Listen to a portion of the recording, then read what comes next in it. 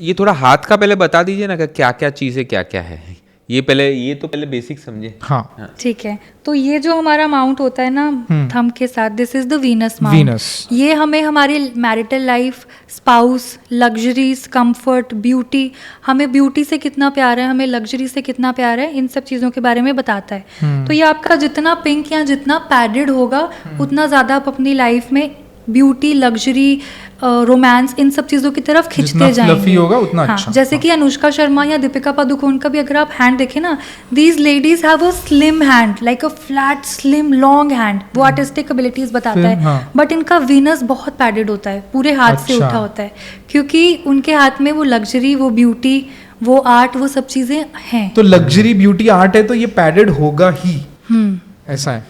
Okay. एक मेरे पास शेख आए थे, मतलब हाँ। उन्होंने हाथ की फोटो सी भेजी थी इंस्टाग्राम पे, दुबई से, एंड उनका हाथ में ना उनका ये वीनस माउंट था, इतना मोटा, मतलब लिटरली उनका इतना बड़ा वीनस। ऑयल के कुएं में बैठे होंगे। और मैं लिटरली ये सोचा कि मतलब उनको मैंने 3-4 चीज़ें बोली कि आप इधर लग्जरी होटल्स, परफ्यूम्स, गोल्ड या फिर लग्जरी प्रोडक्ट्स का काम करते हो। And then obviously he told me कि वो एक लग्जरी होटल है उनका, उनके फिर वो लग्जरी परफ्यूम्स बनाते हैं जो कि वो बॉलीवुड सेलिब्रिटीज़ को भी देते हैं, गिफ्ट को वगैरह करते हैं। और अगर उनकी लाइफ भी देखें इंस्टाग्राम पे तो he has like Rolls Royce of different colours and ये एंड दैट। तो जिनके पास उस तरह की लग्जरी होती है कि रोल्स रॉय में घूम रहे हैं एंड बड़ी बड़ी गाड़ियों में घूम रहे हैं, उनके वीनस अलग ही लेवल के। But then Venus extra padded होने से क्या होता है कि आपकी मैरिटल लाइफ में ना प्रॉब्लम्स होना शुरू हो जाती हैं, एक्स्ट्रा मैरिटल होना शुरू हो जाते हैं, आप फिर अपनी मैरिज में सेटल नहीं हो पाते, आप घूमते रहते हो ब्यूटी के पीछे, ठीक है। फिर उससे क्या होता है कि नेटिव ऑब्वियसली माया में पड़ता जाता है, लग्जरी तो आती जाती है बट पीस ऑफ माइंड नहीं रहता। तो पैडेड वीनस के साथ साथ स्पेसिफिकली लोगों को थोड़ा भक्ति, डिवोशन, ये सब चीज़ें भी रखनी चाहिए। हाँ, नेक्स्ट एक तो ये हो गया अपना। ठीक है, इसके अलावा जो हमारे हाथ पे माउंट है, this is the moon mount. Okay. ठीक है, जो मून माउंट होता है ये होता है इंटरनेशनल ट्रैवल्स का, लॉन्ग ट्रैवल्स का। ठीक है, अब देखिए जो ट्रैवल एज इन ट्रिप के काम से या मतलब it can be anything. okay. जितना आपका मून पैडेड है ना, हाँ. उतना ज़्यादा आप रेस्टलेस होगे, उतना ज़्यादा आपको घूमने फिरने का शौक होगा, चेंज का शौक होगा, उतने ज़्यादा ऐसे लोग ना जल्दी बोर हो जाते हैं जितना मून पैडेड होता है। एक जगह में या एक घर में वो एक समय से ज़्यादा नहीं रह सकते, उनको चेंज चाहिए होता है। Correct. And moon is also for the mind. तो अगर आपके मून पे नेगेटिव साइंस है ना, आपको स्ट्रेस ज़्यादा रहेगा, हार्मोनल इम्बैलेंस रहेंगे, मदर के साथ रिलेशनशिप खराब होगा, ठीक है। बेसिकली इमोशनल इंस्टेबिलिटी जो है बहुत ज़्यादा बढ़ जाती है।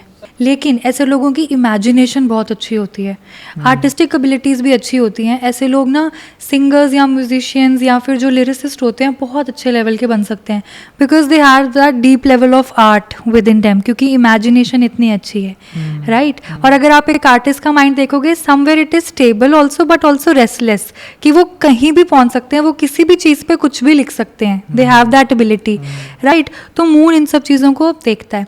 अब ऐसा कहते हैं कि अगर आपके हाथ में आपका वीनस, मून, मरकरी और जुपिटर, ये चारों बहुत पैडेड हो ना, फूले हो, तो ये आपको ना बहुत अच्छा राजयोग देता है, ये आपको बहुत कंफर्टेबल लाइफ देता है, ये आपको बहुत तरक्की देता है। अब अगर आप इमेजिन करिए, जो लाला लोग होते हैं, सेठ लोग होते हैं, जो गोल्ड के कड़े पहनते हैं, बड़ा सा पेट होता है, उनके हाथ देखे हैं, it is padded, heavy and red. हम सबको कॉन्शियसली पता है कि जिसका भारी और लाल हाथ है, इनके पास पैसा बहुत होता है, right. So extra padded and pinkish hand कहीं ना कहीं आपको एक्स्ट्रा कंफर्ट्स, पैसा, एक वो लाला इमेज जो है वो देता है। रावण का हाथ भी बहुत पैडेड था and it was red colour, like blood red. And ऐसा भी कहा जाता है जब आपका जुपिटर या मरकरी बहुत ज़्यादा पैडेड होता है ना, तो आप में ईगो बहुत होती है, and obviously Ravan had that.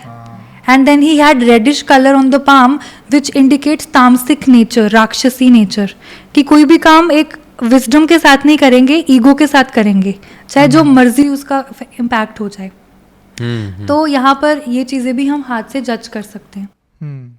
इसके अलावा अगर हम मरकरी की बात करते हैं, मरक्यूरी है, मरकरी पिंकी फिंगर के नीचे जो मरकरी होता है, छोटी उंगली के नीचे। अब मरकरी ना ये रिलेटेड होता है अकाउंट्स से, साइंस से, कम्युनिकेशन से, पब्लिक इन्फ्लुएंस से, ठीक है, पब्लिक इमेज से, इन सब चीज़ों से मरकुरी देखा जाता है। एंड मोस्टली जो सेलिब्रिटीज़ होते हैं ना बहुत हाई लेवल के, उनका यहाँ तो मरकुरी बहुत पैडेड होता है। जैसे Michael Jackson had like a very padded amount of Mercury, मतलब इतना पैडेड कि वो कॉइन लगता है कि कॉइन रखा है, इतना पैडेड, ठीक है। या and his influence was like कि अगर वो कुछ कर देता था किसी फीमेल फैन को तो वो बेहोश हो जाती थी, यू नो, स्माइल कर दी, विंक कर दिया, कुछ कर दिया, फेंट हो जाती थी, राइट। तो सारा कुछ ये amount he had that influence, right. तो ये भी एक बहुत अच्छा ट्रेट देखने को मिलता है। तो जिन लोगों की मरकुरी की फिंगर एक्सेसिवली छोटी होती है ना फर्स्ट फैलेंस से, या फिर यहाँ से ज़्यादा लो सेट होती है, ऐसे लोग इनोसेंट होते हैं बातचीत में, मतलब ना सोचने से पहले बोलते नहीं हैं और अपने रिलेशंस खराब कर लेते हैं। सोचने से पहले बोलते नहीं है, बोलने से पहले सोचते नहीं है। बोलने से पहले सोचते नहीं है। तो उनमें वो चीज़ देखने को मिलती है। अब एक ना इसका ये भी ट्रेट है कि बहुत सारे लोग जिनके इंटरव्यूज़ क्लियर नहीं होते ना, IAS क्लियर कर लेते हैं, बैंक का क्लियर कर लेते हैं, या गवर्नमेंट एग्जाम्स क्लियर कर लेते हैं, पर इंटरव्यू में रह जाते हैं, उनकी मर्क्यूरी फिंगर के करके हो जाता है वो, क्योंकि उनकी बाकी सब तो ठीक है, दिमाग तेज़ है, ब्रेन लाइन लंबी है, भाग्य अच्छा है, कम्युनिकेशन इतनी अच्छी नहीं रही, तो वो एंड पॉइंट में आके इंटरव्यू में रह जाते हैं। तो यहाँ पे मर्क्यूरी की कुछ रेमेडीज़ करना ज़रूरी हो जाता है। नहीं, अगर छोटी उंगली है किसी की, ये छोटी है, तो उसकी रेमेडी फिर क्या होगी?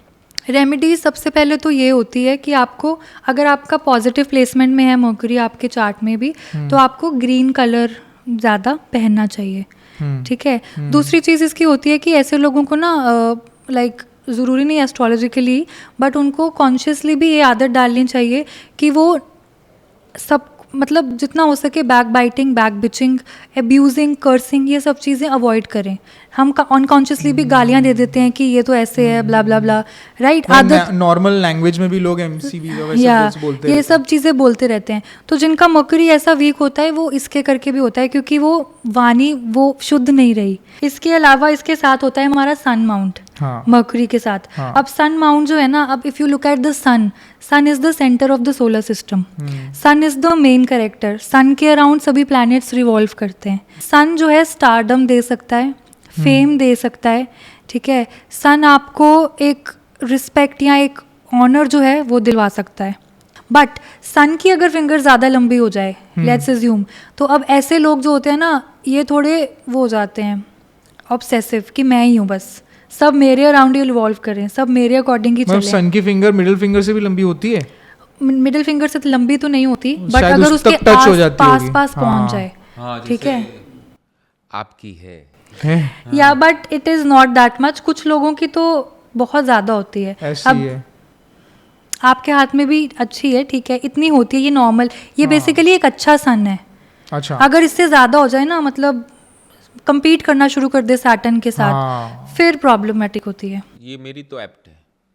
आपकी जुपिटेरियन फिंगर ज़्यादा लंबी है, जुपिटर इसका लंबा है। तो जुपिटेरियन जो होता है ना, Jupiter is for the knowledge, wisdom, Jupiter is for the social name, fame. Basically Jupiter respect है, सन फेम है, और मर्क्यूरी इन्फ्लुएंस है, कॉन्टैक्ट्स है, and Shani is the power to rule, the authority. Saturn gives you the authority. तो जिन लोगों का सन खराब है, लेट्स से उनके सन प्लैनेट पे क्रॉस है, सन माउंट पे क्रॉस है, या उनकी फिंगर छोटी है, ऐसे लोग लेजी हो जाएंगे, कॉन्फिडेंस लो हो जाएगा, सेंटर में जाने से डरेंगे, स्टेज पे बोलने से डरेंगे, राइट। ये ट्रेट्स उनमें देखने को मिलते हैं। तो ऐसे लोगों को प्रोक्रास्टिनेशन नहीं करनी चाहिए, लेजी नहीं होना चाहिए, दिन के टाइम सोना नहीं चाहिए। साथ ही साथ ऐसे लोगों को बेसिकली किसी भी तरह से कोई भी चीज़ ज़्यादा एंड तक टालनी नहीं चाहिए। लेजीनेस कल कर लूँगा वो नहीं करना चाहिए, क्योंकि ये सब एक्टिविटीज़ आपके सन को, आपकी पंक्चुअलिटी को, आपके डिसिप्लिन को ख़राब कर रही हैं, जो कि इन दी एंड आप उसे कार्मिकली देख लो, आप उसे एस्ट्रोलॉजिकली देख लो, आप उसे साइंटिफिकली देख लो, प्रैक्टिकली देख लो, अगर आप आज लेजी हो, वो कल को आपकी लेजीनेस आपके वर्क में भी रिफ्लेक्ट होगी, राइट। तो आपकी प्रोफेशनल लाइफ भी ख़राब होगी।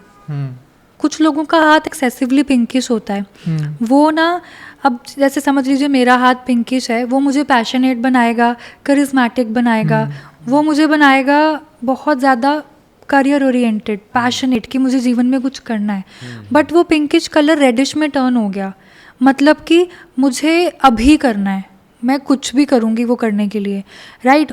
पैशन ऑब्सेशन में बदल गया, राइट।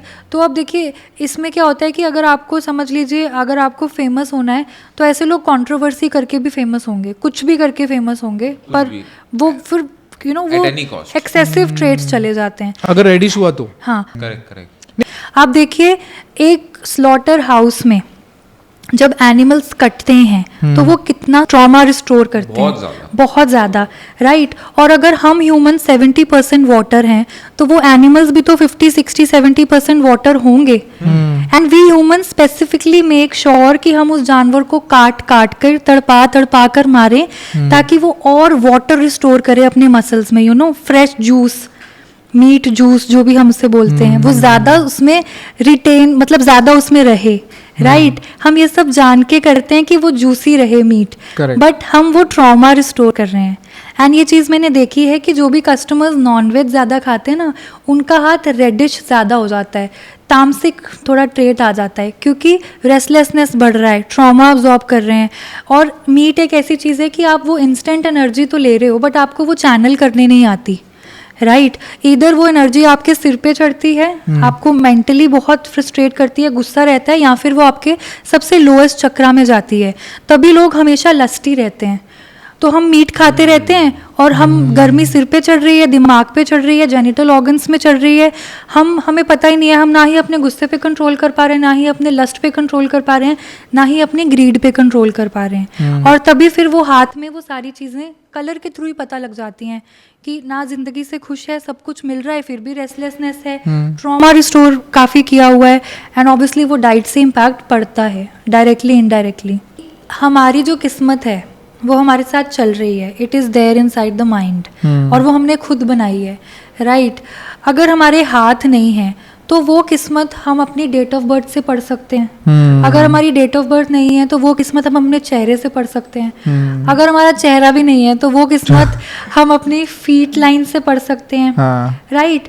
मतलब बहुत सारी चीज़ें हैं जिससे हम अपनी प्रिडिक्शंस कर सकते हैं। देखिए समुद्र शास्त्र जो है ना, उसमें palm reading, feet reading, face reading, body reading, aura reading, dream interpretation, ठीक है, ये सब चीज़ें आती हैं समुद्र शास्त्र बुक में, समुद्र शास्त्र में। इट्स लाइक अ ग्रंथ only, full of all the knowledge of the bodily features, जहाँ जहाँ से प्रेडिक्शन हो सकती है।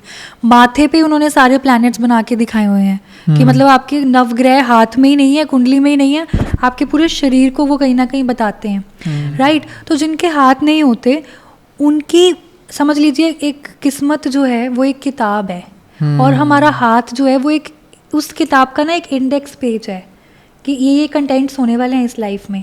100% सब कुछ तो डेस्टिन नहीं है ना, प्रारब्ध कर्मा ही डेस्टिन्ड है, मतलब जो बदल नहीं सकते, जिस चीज़ के लिए आपने जन्म लिया है, प्रारब्ध कर्मा ही है ना जिसके लिए हमने जन्म लिया है, तो वो कंटेंट्स हैं।